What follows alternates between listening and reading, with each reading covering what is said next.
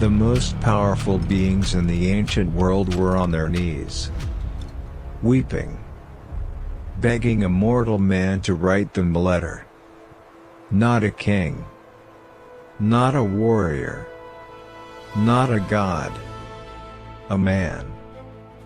One man with a scroll tucked under his arm, standing beside a cold river in the shadow of a mountain no one climbs anymore. And the beings in front of him, beings who had once stood in the courts of heaven, beings whose children had terrorized entire civilizations, beings who had rewritten the architecture of human knowledge, were afraid of him. Not because of his weapons, not because of his armies, because of what he was carrying. And because they already knew before he opened it every word inside. His name was Enoch, seventh in the line from Adam, the only man in the Hebrew genealogies who never died. Before this is over, you'll understand three things. Why a document was removed from your Bible, not by accident, not by debate, but by decision. What that document actually says that made it too dangerous to keep. And why the most terrifying thing in the pre-flood world was not a giant, not a fallen angel, not a flood. It was a man who simply told the truth. This is Enoch's burden. Let me tell you something about the man who built the Christian canon. They were not stupid. They were not careless. They knew exactly which books they were removing. And they had reasons. That is what makes this interesting. The Book of Enoch was not obscure. It was not fringe. Jude, the letter sitting in your New Testament right now, quotes it directly by name. Tertullian called it scripture. Clement of Alexandria treated it as authoritative. Origen cited it without apology. These were the architects of early Christian theology. Not casual readers. Not fringe figures. The men who shaped what Christianity became. They had read the Book of Enoch. They had considered it. Some of them treated it as equal to anything in the accepted canon. And then someone decided it had to go. The councils that finalized the Christian canon, Nicaea, Carthage, Hippo, are usually taught as scholarly gatherings. Learned men pursuing truth in good faith. What they were, more accurately, was political events. With winners and losers. With pressure from emperors. With active agendas about what kind of Christianity would be permitted to survive, and what kind would not. The winning version needed a coherent narrative.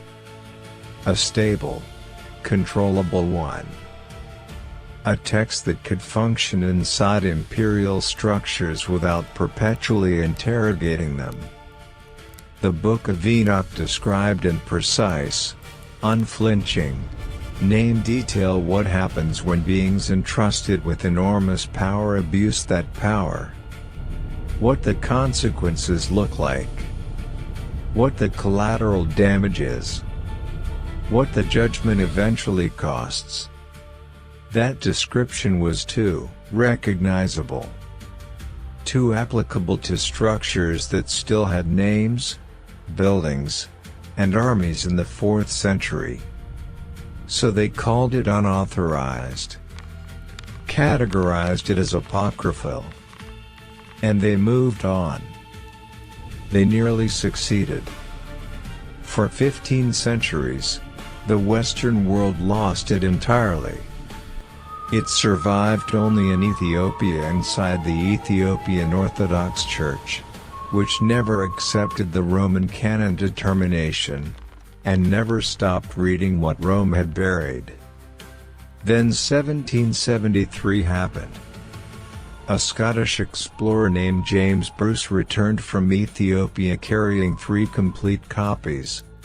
The scholarly world received them the way institutions always receive inconvenient evidence, with discomfort dressed up as methodological skepticism. Then 1947 happened. A Bedouin shepherd threw a stone into a cave above the northwestern shore of the Dead Sea. Heard something shatter. Inside, sealed clay jars, linen-wrapped scrolls. Among them fragments of the Book of Enoch, in Aramaic, dated to centuries before the Common Era. The Dead Sea community had not hidden these scrolls because they were mythological. You do not go to that kind of trouble, hiding, sealing in clay, burying in caves for a story you think might be legend. You do that for something you believe is true, and something you believe someone powerful once suppressed. Here's what they were protecting. 200 beings descended onto a mountain and made a pact. The text names the mountain Mount Hermon, northern Israel. Still standing. The pact had one specific design sworn collectively, so no single one of them could be blamed alone. Every one of them was equally bound. Every one of them was equally accountable. Or so the reasoning went. That detail matters. That is not mythology adding atmosphere. That is a group of powerful beings engineering deniability before they act. Distributing culpability across a group so no individual can be fully held responsible. You have seen that pattern before. It is still running. What followed the descent was not chaos. It was curriculum. Azazel taught men metallurgy, how to forge swords, shields, instruments of war.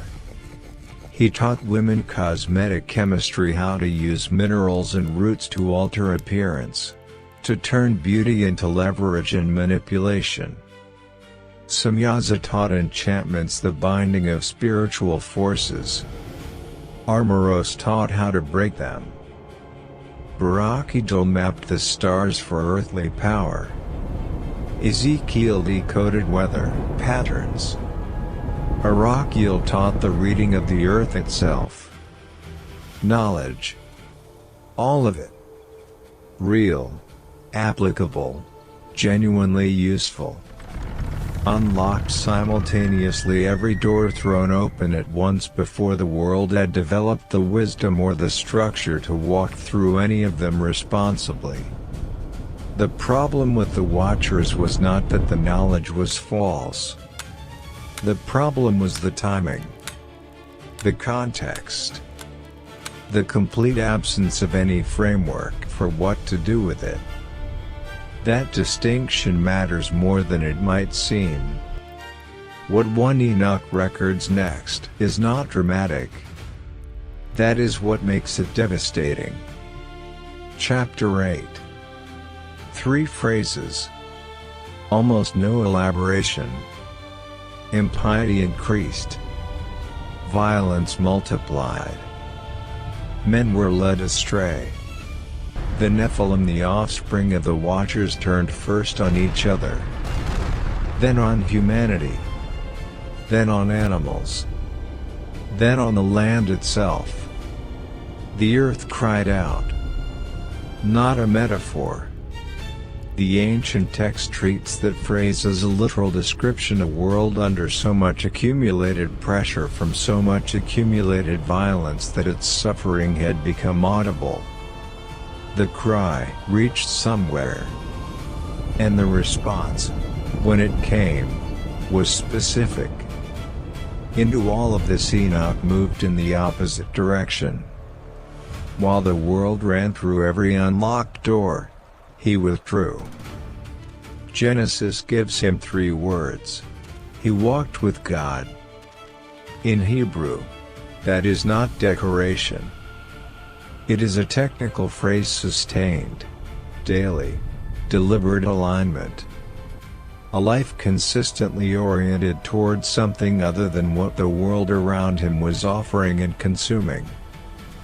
But here is what Genesis leaves out. What only the Book of Enoch preserves.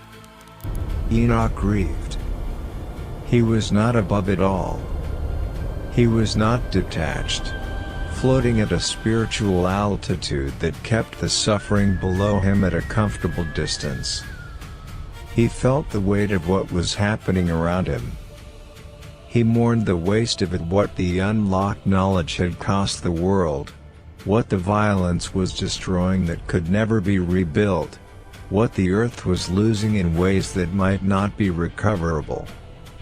He carried the grief as part of his daily orientation. He did not use it as an excuse to disengage. He did not let it consume him until he became useless. He stayed present to the pain. And he kept walking towards something better. That combination, genuine grief and continued daily orientation, is rarer than it sounds. Most people who feel the weight of suffering either become paralyzed by it or go numb to survive. Enoch did neither. He walked with both at once, for a lifetime. That is what the Qumran community meant when they preserved his title, Scribe of Righteousness. Not a warrior. Not a king. Not a prophet in the conventional sense. A scribe, the one whose job is to record what is true, without embellishment, without softening, without using the record for personal benefit. All the way to the end of the document. Even when the beings receiving the news are weeping in front of you. They did weep. I will show you exactly where. On a riverbank you can still visit. But first, the petition they asked him to carry. Because it is not what most people assume it was. The Watchers felt it before Enoch arrived. Chapter 12 of 1 Enoch describes it with precision. The presence that had defined the architecture of their existence, the constant underneath everything they had ever known, was gone. Not dimmed. Not withdrawn in warning. Not reduced as a consequence they could appeal. Gone. What replaced it was a silence they had no category for. Not the silence of patience. The silence of a verdict already written. Just not yet read aloud. And so they went looking for Enoch. Beings who had once governed the movements of stars and seasons. Beings whose offspring had broken the pre-flood world. Beings who had possessed knowledge and capability that no human has ever accessed. They tracked down a mortal man, a scribe with calloused hands and a worn robe, and asked him to pray on their behalf. Because they themselves, the text implies, could no longer be heard at all. Not silenced by force. Simply no longer audible to the presence they had chosen to abandon. They didn't beg God. They begged a man. Sit with that. Enoch agreed. He wrote every word of their petition, every grievance, every appeal, every argument they wished to make. Faithfully. Without filtering. Without inserting his own judgment about what they deserved. A true scribe does not curate the truth. He records it. Then he carries it. Then he went to deliver it. And what happened next is 1 Enoch chapter 14, one of the most extraordinary passages in all of ancient literature. The winds came for him. Clouds formed beneath his feet. Stars appeared on every side. He was taken in body or in vision. The ancient text does not resolve this and brought before something the writer clearly had no adequate language for. A structure beyond ordinary scale. Walls of hailstone. A floor of fire. A ceiling of living flame crossed by paths of stars. Around it a second structure, larger than the first, made entirely of tongues of fire. Inside the innermost chamber, a throne. Wheels of the sun rotating beneath it. Rivers of fire pouring from the base. Cherubim surrounding it on every side. And upon the throne a figure the writer reaches for every image he possesses. And every image falls short. Robes whiter than snow. Hair like white wool. A face, and here the writer simply stops reaching like the sun at the exact moment it becomes impossible to look at directly. I want to stay on that failure for a moment. Because it is not a literary weakness. It is evidence of something. A writer inventing something describes it clearly. Invented things are obedient, they stay exactly as you shape them. At the scale you choose, with the details you select. A writer transcribing something, they actually encountered something that exceeded every available category of their language, writes exactly like this. Reaching. Falling short. Trying a different image. Falling short again. Stopping mid-sentence because no sentence will hold it. You do not write like that about something you made up. You write like that about something that happened to you and you cannot fully explain. Enoch fell on his face. His body shook. He could not speak. Then the voice. Come near, Enoch. Come near to my holy word. He was raised. He was brought forward. And he was given the answer. Not the answer the watchers had hoped for. 4 declarations. No preamble. No softening. First, you will have no peace. Second, a great condemnation hangs over you. There is no relief. Third, your petition is rejected in full. Fourth, you will watch your children the Nephilim destroy each other. Every one. Until the end. No appeal. No revision. No window. Stop.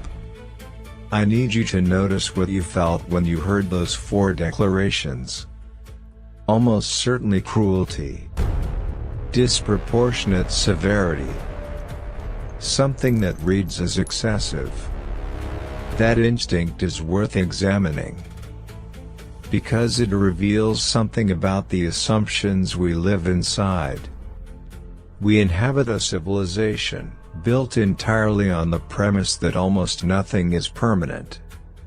Courts overturn sentences. Leaders reverse policies.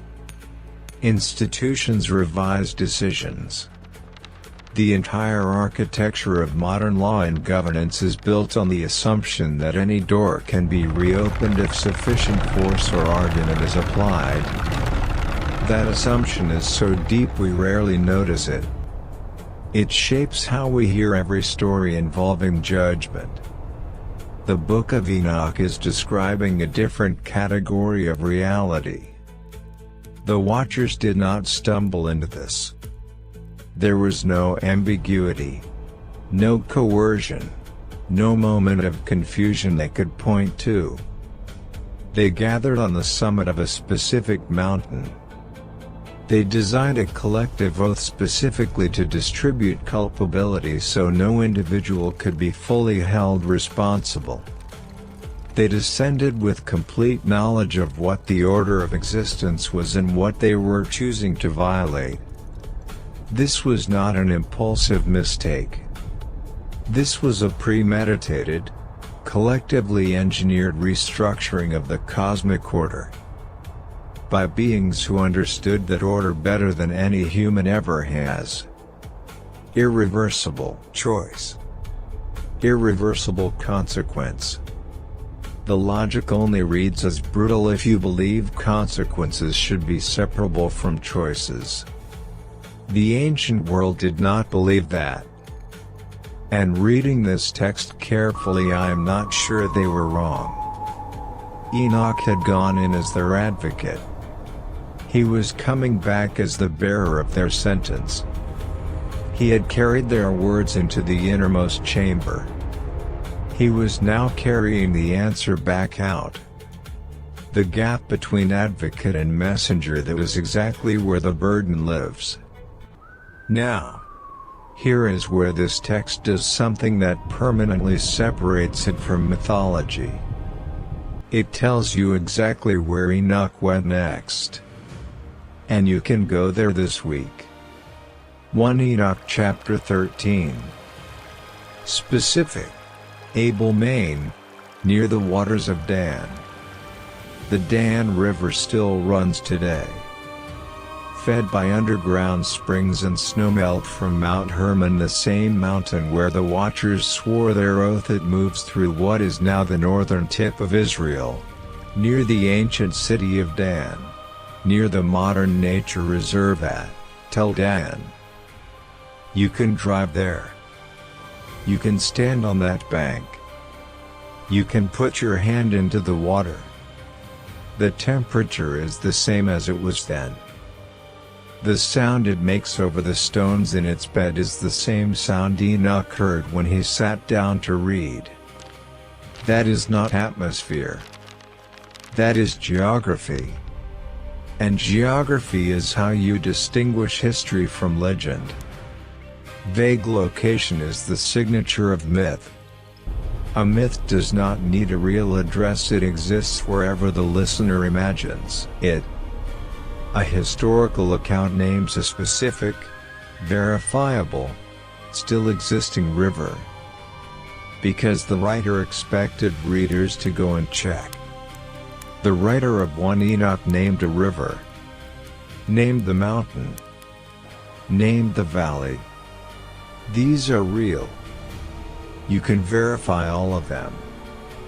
Enoch went there alone. He found the Watchers gathered, waiting. And what he found was not what power looks like in any story ever told about power. 1 Enoch chapter 13. Direct words. They were seized with fear and trembling. They fell on their faces. They wept. Stop again. Because this one detail, this specific, carefully preserved observation is the most important thing in this story. And it is almost never discussed. We understand power one way. Size. Force. The capacity to destroy. The ability to cause others to fear. The Nephilim had that in full measure. The Watchers had more than that. They had once been celestial, had walked in the immediate presence of the divine, had possessed knowledge and capability no human being has ever accessed. And they were afraid of a man holding a scroll. Why? The scroll had no army behind it, no physical threat inside it, no leverage. It was ink on papyrus. Words in a specific order. What the Watchers were terrified of was not the document. What they were terrified of was the truth the document contained. and specifically the fact that they already knew every word of it before he unrolled a single inch. They had made every choice the document described. They had watched every consequence ripple outward across the violence, across the suffering, across the earth crying out, and they had continued anyway. They knew. And now someone was standing in front of them who also knew, and had written it down. Clearly, accurately, without editing a single word in their favor. That is a completely different category of terror than anything physical can produce. It is not the terror of facing something stronger than you. It is not pain, or destruction or loss. It is the terror of being seen. Completely. Without the mercy of your own self-deception. Enoch sat down beside the river. He read them every word. All the way through. To the end. The river kept moving. Cold. Constant. Completely indifferent to everything happening on its bank. It had been moving before the watchers descended. It would keep moving after. It did not pause for verdicts. It did not hold its breath for grief. Enoch read to the end. Folded the scroll. Stood. Walked away. The river kept moving. Then silence. Then grief. Not defiance. Not rage. Not bargaining. The specific, irreversible grief of beings who finally understand that a door one they walk through together, deliberately, with full knowledge will never open again.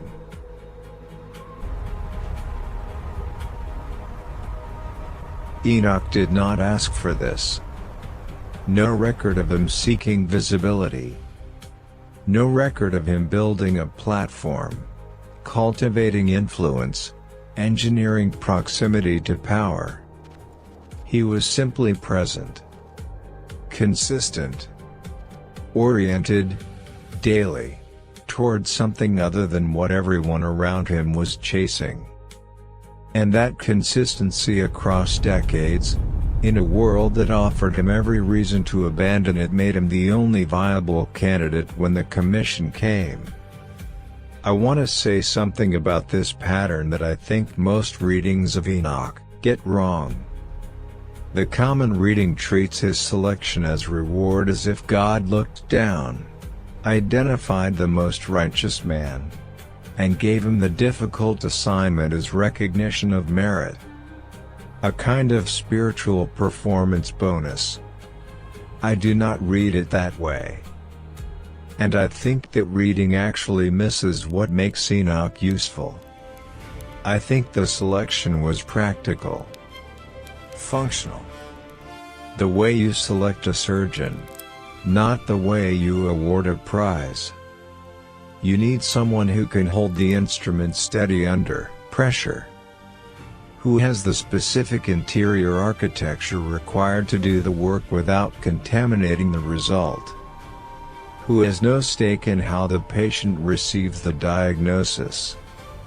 And that interior architecture is only built one way. Through years of daily, unremarked, unwitnessed choices.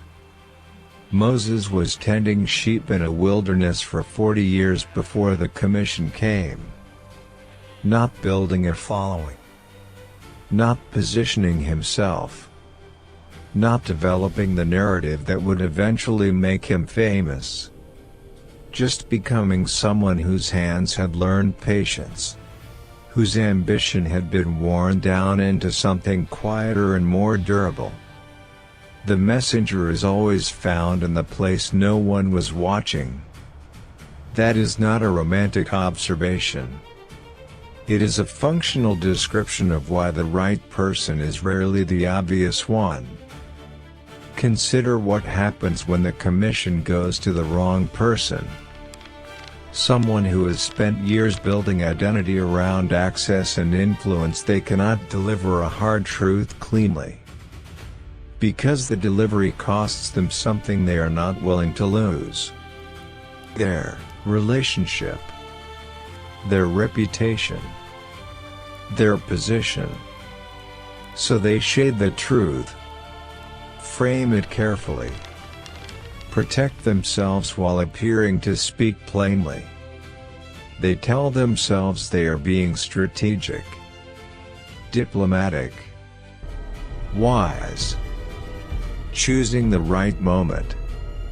They are being compromised, and the truth arrives distorted at exactly the moment when distortion is most costly. Enoch had nothing to protect. No relationship with the Watchers requiring maintenance. No audience to manage. No position that delivering bad news would threaten. He could say it exactly as it was because there was nothing at stake for him personally in how they received it. That is not a heroic quality. It is the natural consequence of a particular kind of life. The kind you build quietly, over years, without knowing it will eventually be needed for something. But here is the part I have never heard discussed when people talk about Enoch. The burden was not delivering the verdict. Any courier could carry a verdict. The burden was what condition the truth was in when it arrived, and what Enoch felt while carrying it. He had written their petition. That means he had read their words carefully enough to record them faithfully. He understood their appeal, understood it well enough to represent it accurately. He knew what they were hoping for. He had received the answer. 4 declarations. He knew there was nothing in them resembling hope. Now he was standing in front of beings who were weeping, who had once been magnificent, celestial, capable, genuinely powerful in ways no human can fully comprehend, who had chosen corruption so completely and so deliberately that no remnant of what they had been could be retrieved. He was not there to punish them, not there to witness their humiliation with satisfaction. He was there to read a document to its end. And that is all he did. The ancient texts call what he demonstrated in that moment righteousness. But not as a moral grade, not as a certificate of good behavior earned through rule following. They use it as a technical description, a correctly calibrated instrument, something that reads accurately without adding distortion in either direction, clarity without cruelty. We have words for both failure modes. The person who has the truth and uses it as a weapon to humiliate, to establish superiority, to enjoy the power of knowing something others do not, we call that contempt, usually dressed up as principle. The person who has genuine compassion and loses their clarity inside it, who softens the truth until it becomes something other than the truth, who chooses to be kind at the direct expense of being honest, we call that cowardice, usually with a kinder name. Compassion, sensitivity, emotional intelligence. Both are betrayals. They just betray different things. The person who can hold both simultaneously, who can deliver the hardest possible news without losing either their precision or their care for the dignity of the one receiving it, we barely have a word for that at all. The ancient world had one Scribe of righteousness, and it was not a title anyone gave themselves. After the confrontation at Dan, the visions continued. Enoch was shown the full arc of what came next. The binding of the watchers confined beneath the earth until a final accounting. The destruction of the Nephilim. The flood. The cleansing of what had been so thoroughly corrupted it could no longer be reformed incrementally. And then this is the part that gets consistently overlooked in every popular treatment of this text: renewal. Not permanent ruin. Not the end of the story. Something clean on the other side. The earth's cry heard and answered. The corruption ended. The possibility of something better not just hoped for but structurally guaranteed. The judgment and the promise were not separate. They were inseparable, two parts of the same declaration. You could not have one without the other. Enoch carried both, all the way to the end of the scroll, without dropping either one. And then Genesis 5:24. The strangest sentence in the Hebrew genealogies. 11 generations, each described identically: born, lived, fathered children, died. The pattern is relentless. It is designed to be relentless, to establish what normal looks like so that the break, when it comes, is impossible to miss. And Enoch walked with God. And he was not. For God took him. No illness. No burial site. No recorded final breath. No tomb. No grave. 4 words in Hebrew. He was here. Then he was not. That is every word Genesis provides. And in 3,000 years of scholarship, no one has produced a fully satisfying explanation of what they mean. The ancient interpreters, from the Dead Sea community to the early rabbis to the first-century writers who kept these scrolls sealed in clay, read the departure as a form of recognition, not reward in the transactional sense. Completion. The man who had carried the hardest truth faithfully, without distortion, without using it for anything other than what it was given for, without softening a single word for the comfort of anyone, exited history in a way that made every reader across 3 millennia ask the same question. What does that mean? The text does not answer directly. It simply records the departure and moves on. Which is, itself, a kind of answer. Some completions do not require commentary.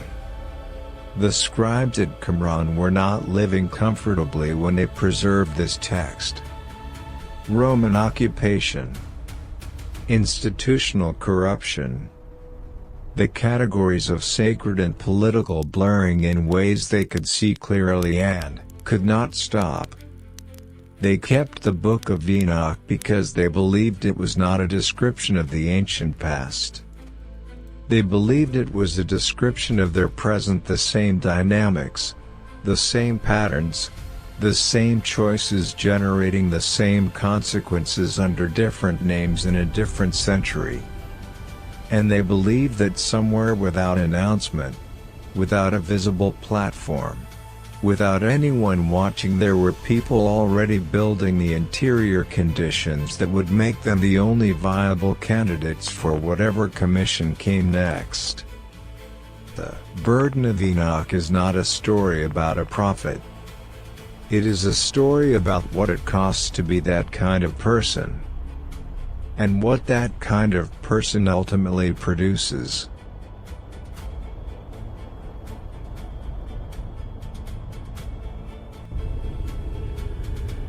The watchers fell because they could not remain where they were supposed to be. The Nephilim fell because the earth could not hold what they had become. And Enoch walked with God. 3 words. Only for him. In a list of men defined entirely by how long they lived and how they died, he is the only one whose story ends differently. The scribes who sealed these scrolls in clay and buried them in caves above a desert sea did not do it because it was safe. It was not safe. Preserving texts that contradicted the official canon under Roman occupation was not a low-risk activity. They did it because they believed this account contained something the official record had made a deliberate decision to exclude. Not by accident. Not through carelessness. By decision. And they were not willing to let that decision stand unchallenged. The shepherd who broke that silence in 1947, the one who threw the stone into the cave, heard the shatter, found the sealed jars, was not a scholar. He had no institutional credentials, no research agenda, no awareness of what 2,000 years of burial meant for the documents he was holding. He was doing what Bedouin shepherds do in those hills. And because of what he found, and what he chose to do with it, scholars are still reconstructing those fragments today. He changed the history of human understanding. Without a platform. Without an audience. Without knowing what he was holding when he first reached into that cave. That pattern should feel familiar by now. The Dan River is still running. The water moves at the same temperature over the same stones.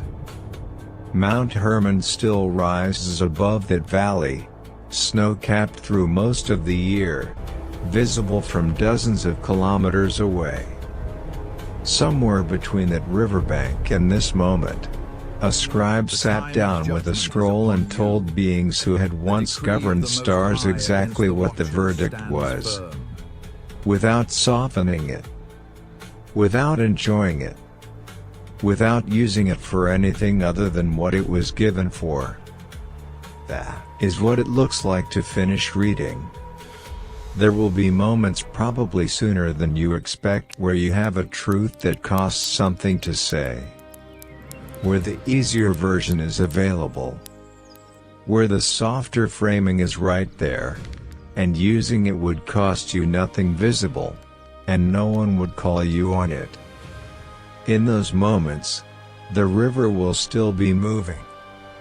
Whether you speak or not. Whether you finish reading or quietly fold the scroll before you get to the end. The river does not notice either way. The only question is whether you do. Enoch finished reading. The ancient scribes who preserved this account believed with enough conviction to risk their safety on it that this fact mattered. That the world needed to know it had happened at least once. That someone, in the long and chaotic record of human and celestial failure, had carried the hardest truth to its destination. Intact. Without corruption. Without revision. They thought that was worth preserving. I think they were right. And I think if you've made it this far, some part of you already knew that before I said it. Which brings me to the question I want to leave you with. Not one with a clean answer. Not the kind that resolves in the comments and disappears. The kind that stays with you after you close this. Was Enoch a prophet? Or was he just the only honest man left? I don't think those are the same thing. A prophet speaks on behalf of something larger than himself. An honest man simply refuses to distort what he sees. Sometimes those are the same person. Often they are not. And the distance between them, between speaking because you were commissioned and speaking because you refuse to lie, is one of the most important distances in the entire record of human behavior. Enoch may have done both at the same time. In a world that had made both nearly impossible. Which one you think actually explains him? I think that says something real about what you believe truth requires of people. Tell me in the comments. I want to know which side you land on. And I want to know why. If you wanted to keep following these buried texts, the ones the councils removed, the ones communities died to preserve, subscribe. The binding of Azazel. The Nephilim Wars. What happened after the flood? The fate of the Watchers still confined beneath the earth. Whether any of this maps onto anything still visible in the world we are living in right now. These are the threads we will keep pulling. One text at a time. Enter the realm of divine secrets. Welcome to Bible Confidential.